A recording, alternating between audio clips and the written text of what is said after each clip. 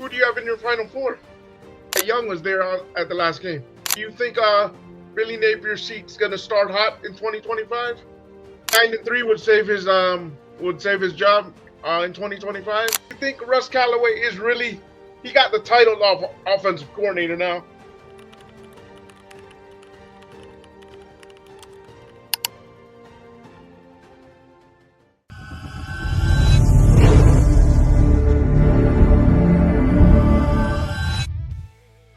Ladies and gentlemen, today we have a very, very special guest, which I hope he comes back on the channel. I have a Gator Insider with me, Mr. Cam Parker. Welcome, Cam. Yeah, I appreciate you having me, Carlos. I've made some appearances on other shows, but first time chopping up with you and looking forward to it. Okay, Cam, how you doing today? How was your day today so far? Have you gone to practice yet, or? No, they had a practice yesterday. Unfortunately, wasn't able to go. I got some personal things going on, so it was a little harder to go on Tuesday. But tomorrow is UF Pro Day, so that'll start at around 8 a.m. And then Saturday, I believe, is their first scrimmage of the spring. So pretty busy week coming right back. They had a week off last week from spring break. Not to mention baseball plays Thursday, Friday, and Saturday, and we've got the Sweet 16 for basketball. So very, very busy week this week, but it's a good week to be either a Gator reporter or a Gator fan or someone who loves the Gators, man. There's a lot going on this week and a lot to look forward to. Thank you very much. I'm going to go ahead and start with a fun question now that you mentioned basketball. Who do you have in your Final Four? Well, fortunately for my bracket, all my Final Four is still alive, which is good. I had Florida, Houston. I don't think I put Auburn in the Final Four. I think that they were going to lose early. But I know Michigan was one of my other Final Fours, and I had the bracket pulled up. I think I picked Tennessee. Because I remember you mentioned that your bracket was already busted. Oh, yeah. Who was it? It was High Point lost, which that was my big upset. And then Missouri losing to Drake didn't help either. So we're struggling right now. But I had Tennessee, Auburn, or Tennessee, Michigan, Florida, and Duke in my Final Four. So my Final Four is still alive, which is good. Okay, next question. Do you think Coach Golden got snubbed because of the early season allegations that happened to him? To me, he should have been Coach of the Year. He even reminds me a lot of Billy Donovan. Yeah, I think there's a lot more than just that. I don't know if I can go into specifics, and I certainly don't want to place the blame on all of that or say that's specifically what it is. I saw there was another point brought up about him not making Coach of the Year because he's got a good all-around team. Like when you go to Auburn, you think of Janai Broome. When you go to Duke, you think of Cooper Bag. And I know Florida has Walter Clayton Jr., but they have the deepest team in the country. So in a way that, yes, Todd Golden is a great coach, but I think some people punish him for also having the best team, having the most depth, having 8 guys who could start at any other place in the country. And I think that he unfairly gets punished because of that more so than anything else. Because, again, he was the guy who recruited them. He was the guy who identified them, built his team with those guys. He's the one that comes up with the rotations and everything like that. So I certainly know that that's a conversation that people like to think about with him not winning Coach of the Year for both the SEC, and I don't even think he's a finalist now for National Coach of the Year. Or he might be, I don't remember, but I haven't seen anything. Yeah, the allegations thing, and I should note too that the investigation has been closed. They found no wrongdoing, so he's no longer under investigation. But again, there's still that stigma around it of the fact that he was under investigation. So maybe that did play a role in it. I don't know. I'm not in the inner workings of the NCAA or the SEC or the Naismith Award or anything like that. But I do think that a big part of it too is, yeah, he's a great coach, but he also has a great team. And some people unfairly punish him for that because he's got great players that can do it all, really, who can overcome bad coaching if that was the case. But he's certainly my Coach of the Year. What he's done with Florida now his 3rd year. What he's done just in the regular season with beating 2 number ones, beating Alabama on the road, beating Alabama and Missouri in the SEC tournament, beating Tennessee again in the SEC tournament, and then the way that they bounced back against UConn after what was a really tough first half. Tell me about it. I thought we were going to lose. I was about to say they were tied for the most part, and we were at baseball, and some of the reporters were still there were like, we feel like they're down by 20 right now, even though it's a one possession game. Like, this game just doesn't feel good. And then Walter Clayton took over. But again, that's the point too of Todd Golden is he's got Walter Clayton Jr., he's got Elijah Martin, he's got Thomas Houck, he's got Alex Condon, he's got all these guys there. So I think some people, when they look at Coach of the Year, they go, well, he's got great natural players who could just do it anyways, no matter how he coaches. And I don't think that that's a fair assessment. I think that he was the one that recruited them. He's the one that comes up with the rotations. He's the one who put together this awesome assistant coaching staff. And I think that's part of it too. People punish him because he has a great assistant coaching staff.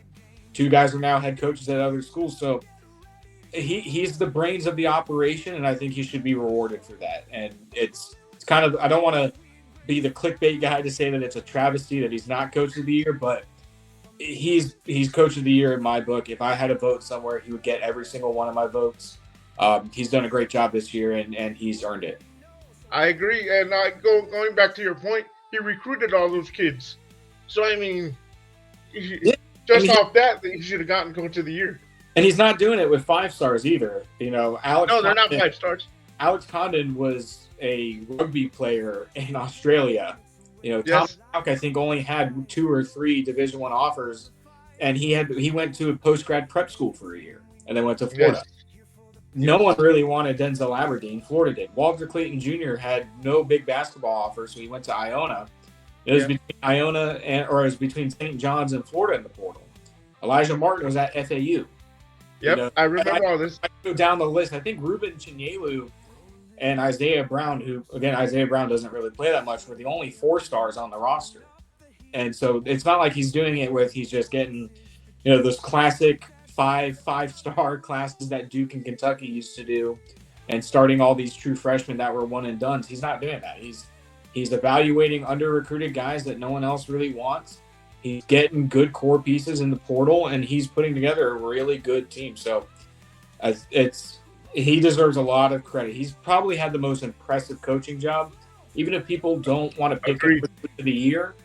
If there's an award for most impressive coaching job from a holistic standpoint, he should get it. Do they remind you of the 2006-2017? Well, I will say I was 7 years old when that team was playing, so I don't remember too much. But the vibe and the energy from around the program, from the fan base, and even from the former players is the same. I call it basketball purgatory with the Mike White era. Even after those 06 and 07 teams, it took a while for Billy Donovan to get back to that. They had a few runs to the Elite Eight and then that one run to the Final Four.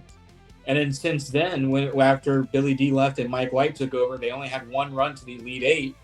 And from there, it was usually 10 lost seasons, getting bounced early in the SEC tournament. And maybe they'll win their round 1 game, but they're not going to make it past round 2. And it just seemed like everyone was okay with that except for the fan base. And now Florida has decided that that's not okay. They kind of go separate ways with Mike White. He goes to Georgia. They bring in Todd Golden, and now the vibes completely turned around. The energy, people are excited about basketball again. I couldn't tell you how many times in the Mike White era that the basketball arena was empty, or there just was not a lot lot of people. Well, he didn't excite me myself when he was around Gainesville. And I covered most of the home games this year, and it felt like almost every single home game was a sellout. I cannot remember the last time that's happened. And again, I know that they had the stadium renovation and everything, so they keep their records different now. But the vibe and energy is completely different. You see guys like Al Horford, a Gator legend, who's excited about the program. You see Corey Brewer talks about it a little bit. You know, all these legends from not just that national championship team, but guys who came before that, guys who came after that, who were really good, even though they were on bad teams. They believe in this program, and you just haven't seen that in 18 years, really. You haven't seen that. Yeah, correct. Even that 20. Even Pat Young was around the last game. I'm sorry? Pat Young was there at the last game. Yeah. I saw a video of Pat Young by the stands in his wheelchair. Yeah, and again, it's like he's a SEC Network guy, so he covers the game a little closer than maybe some of the other alums. But even you could see the excitement from guys like him too. I mean, I know that 2014 team was special, and there was a lot of hype and energy because it was a senior-heavy class.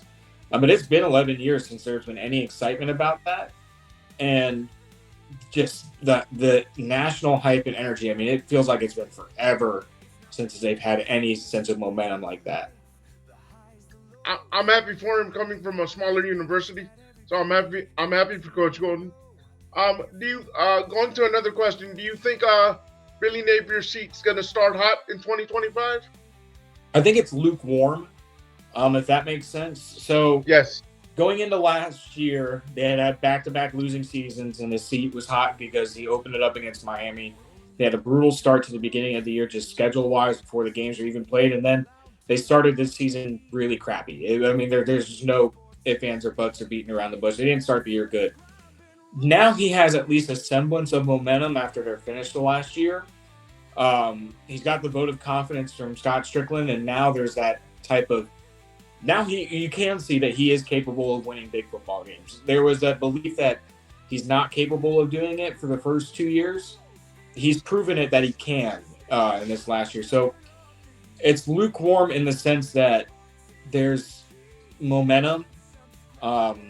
It's paying off. They brought back a bunch of core group of guys, and there's a belief that he can continue to turn it around. But if they have another slow start like they did last year, that lukewarm seat is going to get blazing hot again.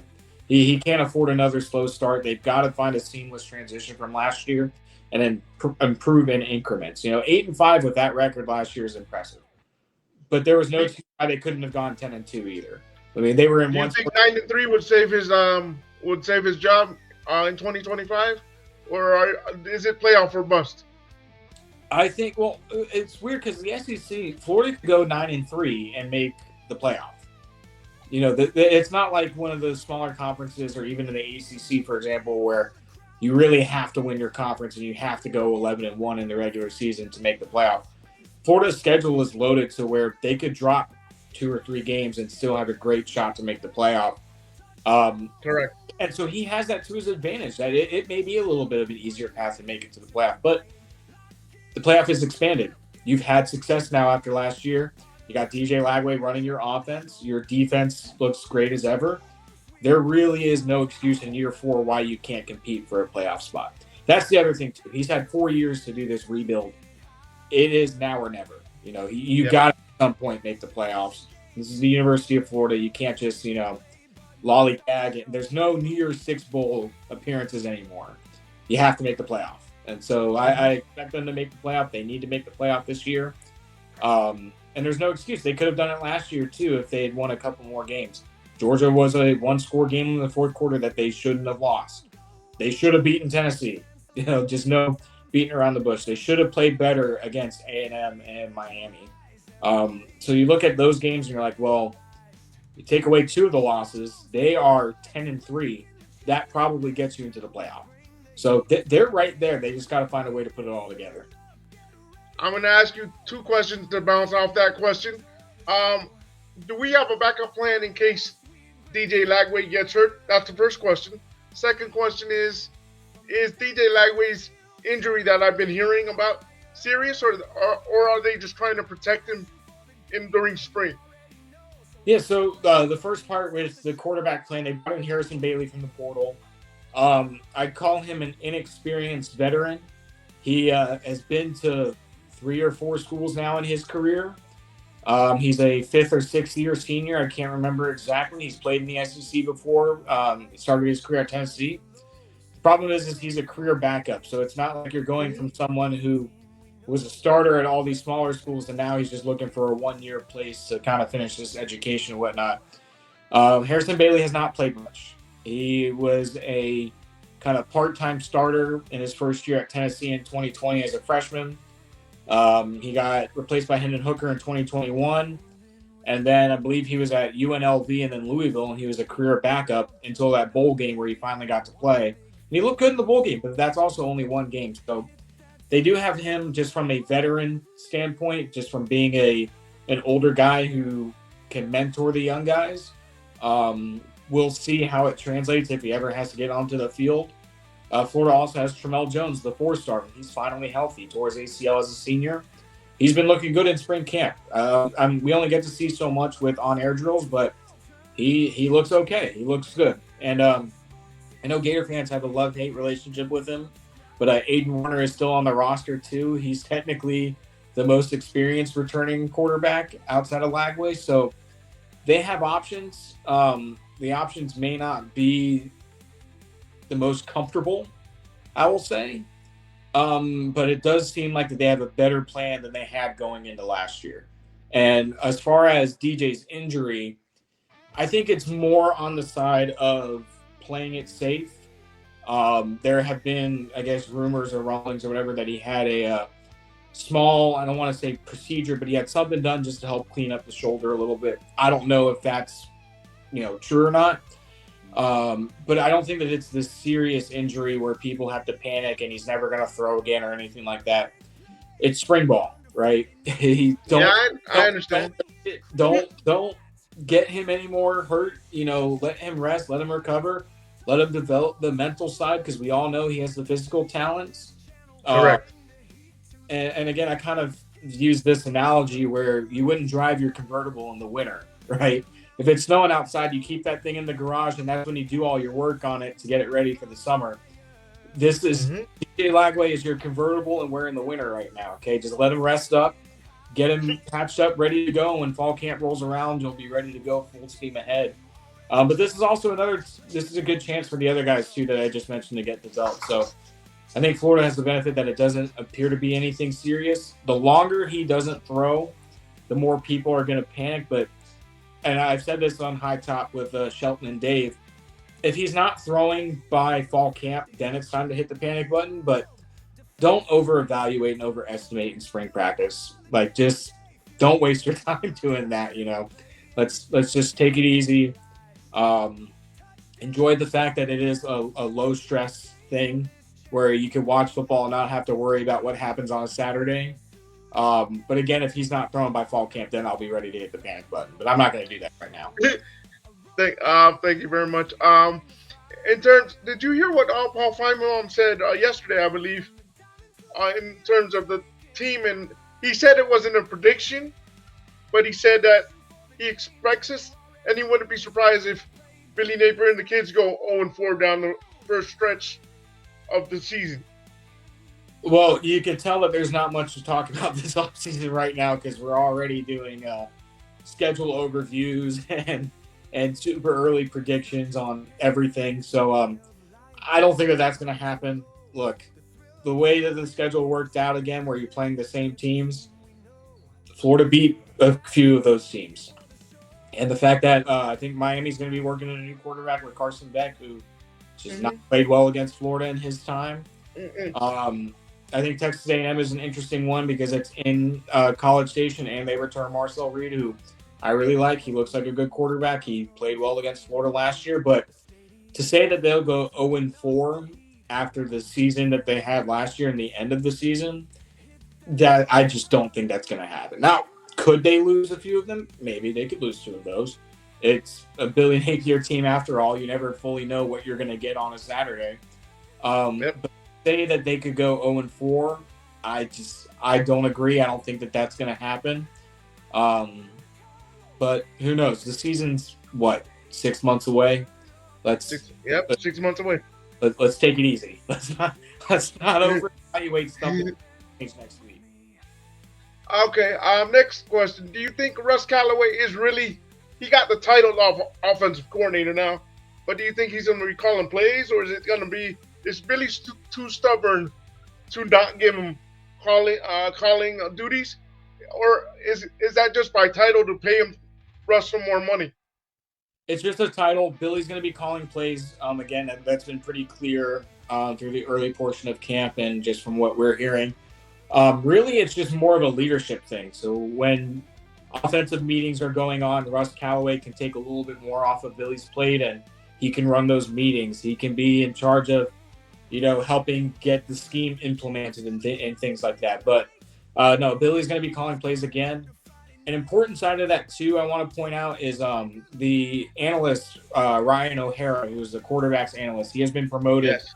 to a full-on assistant coach now. Not that there was really any difference because analysts can now do full on-field coaching and they're unlimited by the amount of assistants that they can have. So really, that was just a change in title too. But now that also takes a little bit off of Billy's plate, so he could focus on play calling too. So he'll be calling the plays. Russ Callaway's thing is just kind of a title thing and also a leadership thing.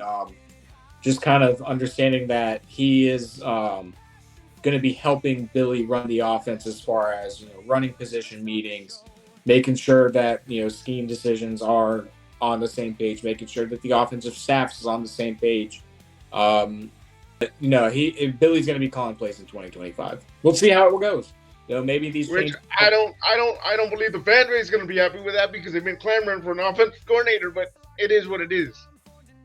Yeah, and again, maybe the changes work out where because Ryan O'Hara is an assistant coach now and he can really help with the quarterbacks, and because Russ Callaway is the OC and he could really focus on day-to-day stuff with helping feed the offense, that maybe that does help Billy a little bit more to where he can focus on tuning up, playing calling, and everything like that. So you can't always base what happens the season before on the next season, especially because changes happen every time. But again, if Billy gets off to another slow start because of bad play calling on offense and inexcusable poor defense, it's going to be another long 2025 season.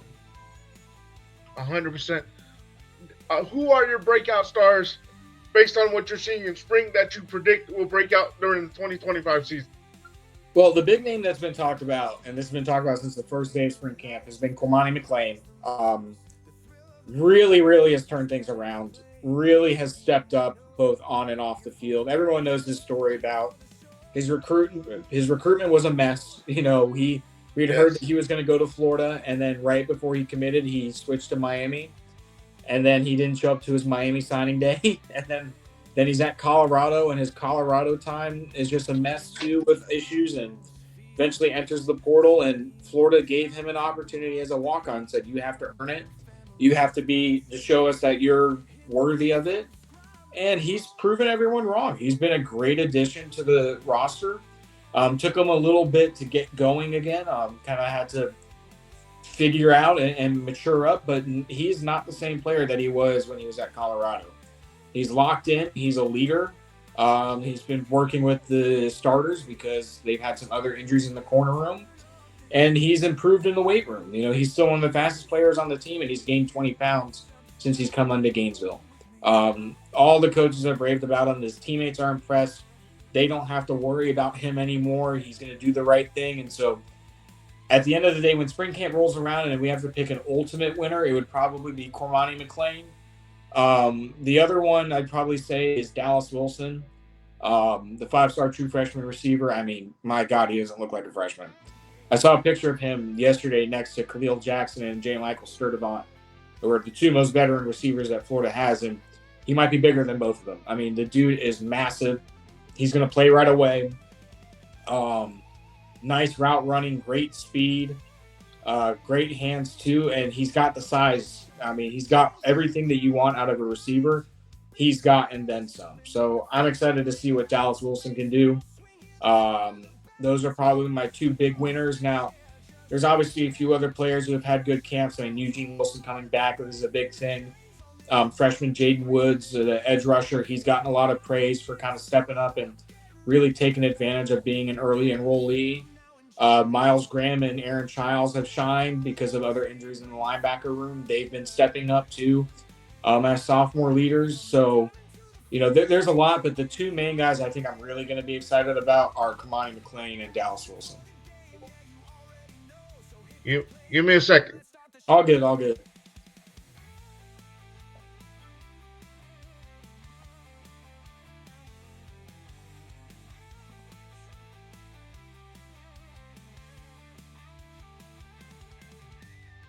For the time being.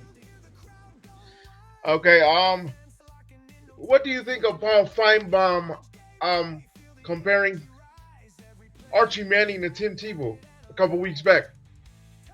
I mean, it makes sense. I mean, because you even look at the same thing with DJ Lagway was compared to Tim Tebow. It's a 5-star guy, highly touted. Everyone wants him. He comes in and he sits behind an experienced guy who, was a high-rated recruit, but maybe didn't meet all those expectations. Quinn Ewers was a 5-star, comes to Texas, and now Arch Manning gets to come in and sit behind him and learn from him. Graham Mertz was a 4-star, went to Wisconsin, transferred to Florida, and Lagway got to sit behind him for a few games and learn from him and then take over. And that's what Tebow did. Came into Florida. He was behind Chris Leak, who was a 5-star. Leak maybe wasn't having the career that everyone thought he was, but it was a good thing for Tebow to learn behind him. DJ Lagway has said that's a great thing. The best thing for me was learning behind Graham Mertz. Now, I don't know. I'm not a Texas insider, so I don't know the inner workings of Arch Manning's development with, sitting behind Quinn Ewers, but it makes sense. I mean, that Tim Tebow and the Chris Leak is always going to be the comparison when a 5-star QB comes in and sits behind a veteran for a year or two. Now, again, Arch Manning, the same way with DJ Lagway. They have to play the games. Tim Tebow won a Heisman Trophy his first season as a starter. Not many guys can do that. He came in as a backup and everyone had expectations and he rose above them and then some. So Arch Manning still has to play his games. DJ Lagway still has to play his games, but the comparison makes sense. And, I don't always like to make that comparison because I like to see how things develop out first. But I don't blame people for getting excited about Arch Manning. Especially if Gator fans get excited about DJ Lagway, I certainly won't blame Texas fans for getting excited about Arch Manning. He's got the hype, and we'll see what happens. 100%, 100%. What do you think about? I read an article earlier last week saying that DJ Lagway is the best player in the country, or at least one of the best players in the country. What do you think about? I would say one of. Actually, Ari Wasserman's top 10 for 2025. I definitely one of the best. I mean, you saw just how much he elevated Florida's roster from taking over as a true freshman and the way that the guys have rallied behind him. But again, like best player, that's such a weird debate because a best offensive lineman is going to be different from a best quarterback. Exactly. So I don't always like the best. But I will say DJ Lagway is probably one of the top 3 most important players for a team in the country, if that makes sense. Like, maybe he's not 100% the best quarterback, and that's okay. But the way he elevates Florida's roster, the way the team rallies behind him, and we've seen what Florida looks like when he's not on the field. They don't look good. When he's on the field, they win 4 in a row and they beat 2 ranked teams. Yes. He's definitely a top 3 most important players in the country for 2025. No questions asked. He's the most important player on Florida's roster. And they've got some good players, too. Jake Slaughter's an All-American center. That offensive line is not the same when he's not out there. But DJ Lagway's DJ Lagway. The offense goes through him. The team kind of goes through him. Definitely the most important player on Florida's roster and definitely a top 3 most important player in college football. Now, don't ask me the other 2 because it's early spring and I new players out there and new schools and everything. And you're looking at Ohio State's replacing their quarterback. Notre Dame's replacing their quarterback. Texas is replacing their quarterback. Georgia's replacing their so many moving parts and it's hard to keep track of. But I mean, I have no doubt in my belief that DJ Lagway is a top 3 most important player in college football. Agreed. 100% agreed. In terms of recruiting, which I hope to bring you back for another episode, who should we look out for in terms of recruiting for Florida? Because right now we had 4 in the class, but one of them flipped to another school, which I can't remember the name right now. So we're down to 3. I know it's kind of slow right now, but should we be scared that they haven't done anything, or is it just the MO of Billy Napier and company to be kind of slow and methodical with their process? It's definitely the MO. They like to over-evaluate to the point where it can kind of, be really annoying how much they evaluate. But it's also worked out for them too. Their evaluation process has proved fruitful for the guys that they get. It just means that they're going to miss a guy every now and then. But at the same time, it's too early to panic button for anything because Florida's put themselves in a good position for multiple recruits. Their crystal balls for a 4-star linebacker, Malik Morris, predictions for them to get a 4-star offensive lineman. I'm going to butcher this kid's name, so I'm sorry, but it's a Generv Carr, Nevry Carr. I've heard him. Yeah, I know what you're talking about. But IMG played at Trinity Catholic, transferred over. And then Malik Morris, they both got predictions to land at Florida. And Florida's a finalist for like 22, 23, 24 kids in the class of 2026. And by that, I mean like kids who've released their top 11s, top 12s. So those numbers will trim down. But I mean, you look, Florida is, if you go underneath the top 10, we'll say like a top 6, 4 or 5-star receivers to Darian Morgan. They got a couple offensive linemen that they're top 7s for. Top 5 for Hezzy Kent, an offensive lineman. Top 6 for defensive lineman Vodney Cleveland. Top 5 for a defensive lineman in Jeraylin McCoy. Top 4 for 4-star Darius McKinley. Top 8 for defensive back in Tyreek Green. Top 4 for Braylon Womack, a 4-star defensive back that everyone in the country wants. And most of these guys have already scheduled official visits to Florida. I've been trying to keep track of it, and it just feels like the list keeps adding every day of who they're bringing in for official visits over the summer. So listen, I'm not a massive recruiting insider. I do want to give a shout out though. I try not to shout out competitors, but Blake Alderman, Keith Neighbor, and Corey, the guys from Corey Bender, they do great stuff with recruiting. Their work is fantastic. They know a lot more than I do with recruiting because they can put their focus into that, and they do great work too. So just a shout out to those guys. But Florida, the hype with recruiting, and it's weird because recruiting is such a finicky thing because commits don't always mean commits. Every year that Billy's been there, the recruiting momentum, it feels like, has gotten bigger. Now, last year, it took a big dip at the beginning of the year because they were losing games. But the last 4 weeks of the season, when they started winning, they flipped Tramel Jones. They flipped Lagonza Hayward. They flipped Drake Stubbs.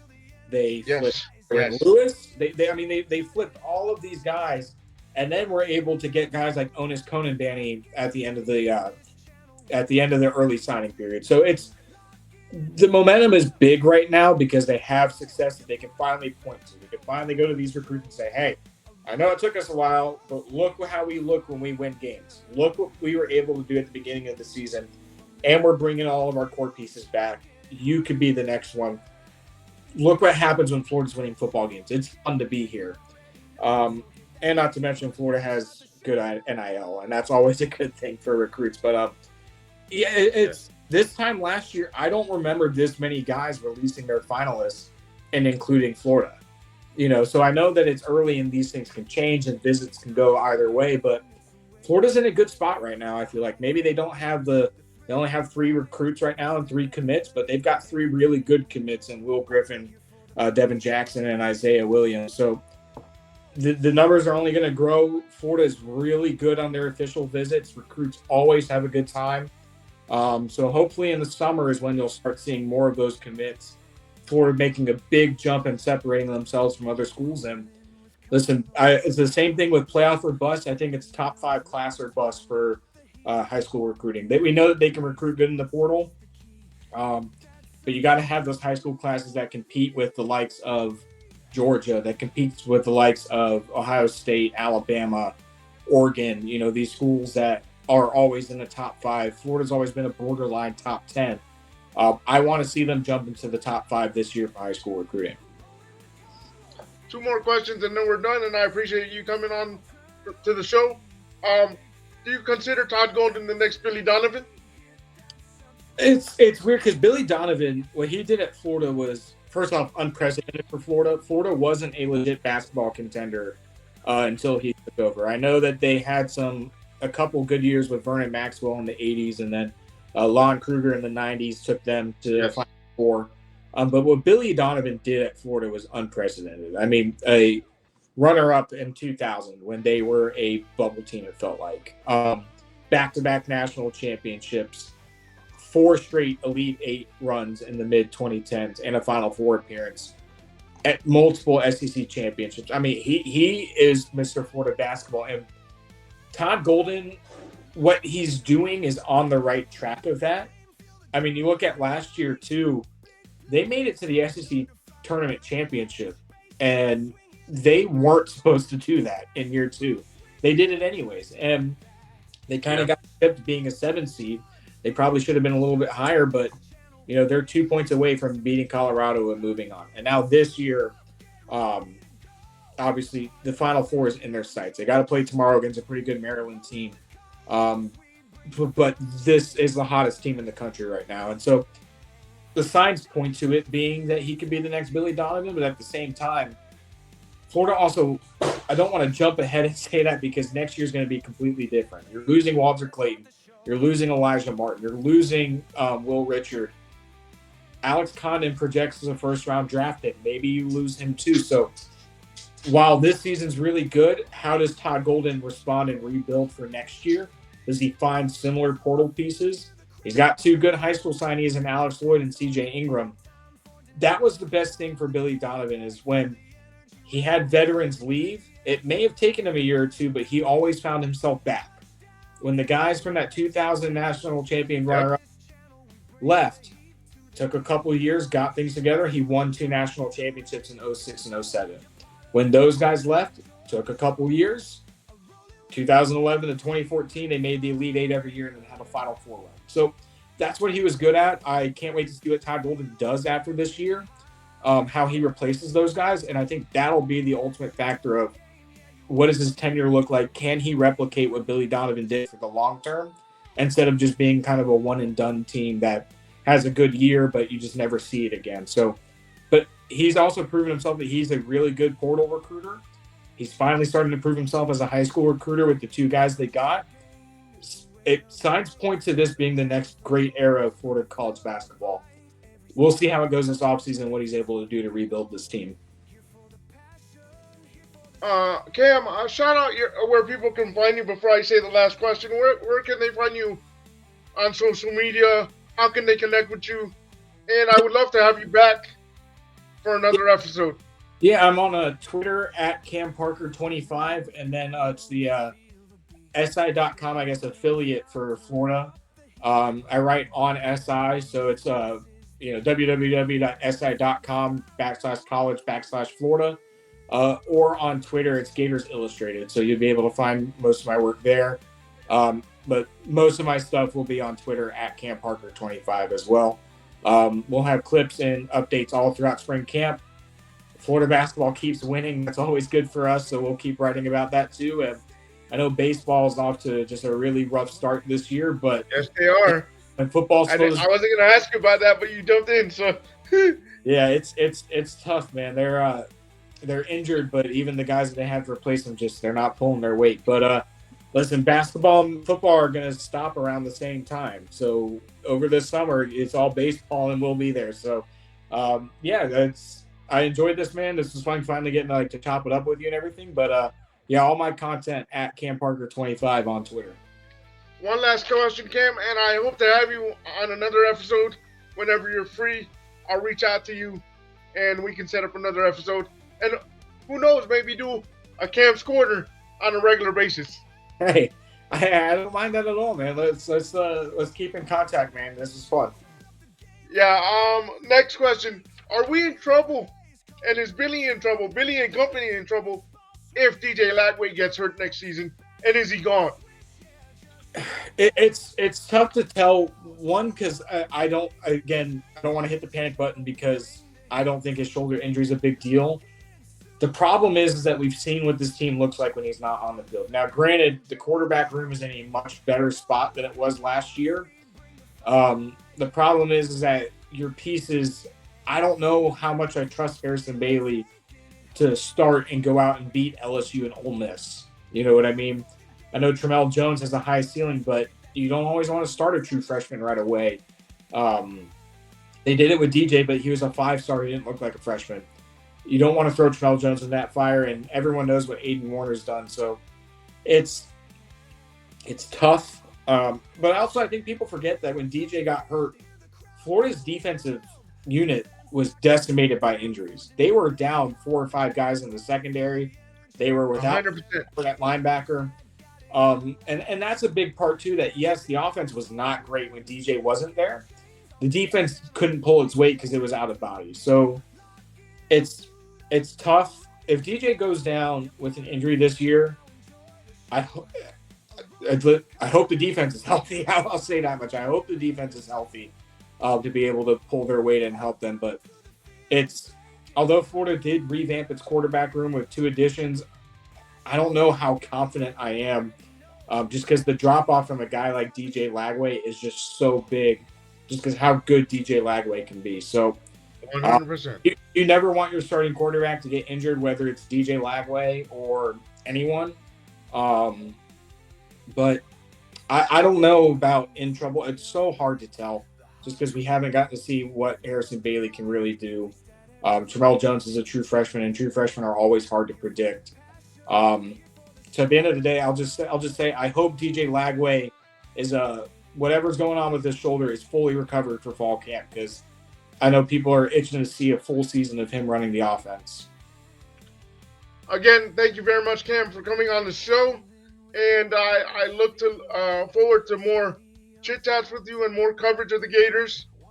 Sports teams, mainly baseball, football, and basketball.